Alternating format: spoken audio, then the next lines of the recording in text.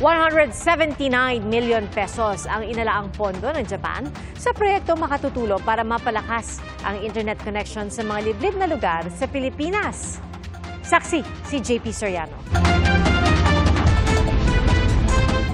Sa malalayo at liblib na bahagi ng Pilipinas, mahina o madalas walang cellphone signal. Kaya matagal lang pinagsisikapan ng University of the Philippines, Department of Information and Communications Technology o DICT na ma-develop ang Open RAN o Open Radio Access Network, isang sistema na magpapababa sa presyo ng telecommunication services, magpapabilis ng internet speed, at makapagbibigay ng internet connection sa malalayong probinsya para pondohan ang pag-aaral at pagbili ng bagong gamit.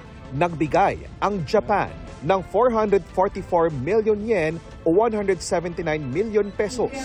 Enhancing the competitiveness between the various providers of the services and lowering the costs of the networks, and which will also encourage the creativity among the service providers. Dati na rin sinabi ng Amerika na suportado rin nila ang proyekto.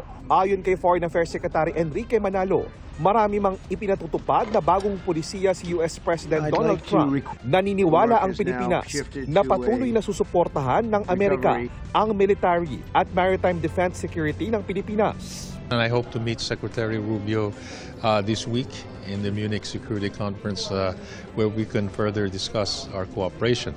I think we also note the meeting of the Prime Minister of Japan with President Trump, where they, in their statement, also reaffirmed the cooperation ongoing now in our region. Nais din daw klaruhin ng gobyerno ng Pilipinas kung ano-anong programa ang apektado ng aid freeze mula sa US aid program ng Amerika. It's always been an important area, form of assistance, but of course it's the US sovereign right to decide how to undertake their programs. Para sa GMA Integrated News, ako po si JP Soriano, ang inyong saksi.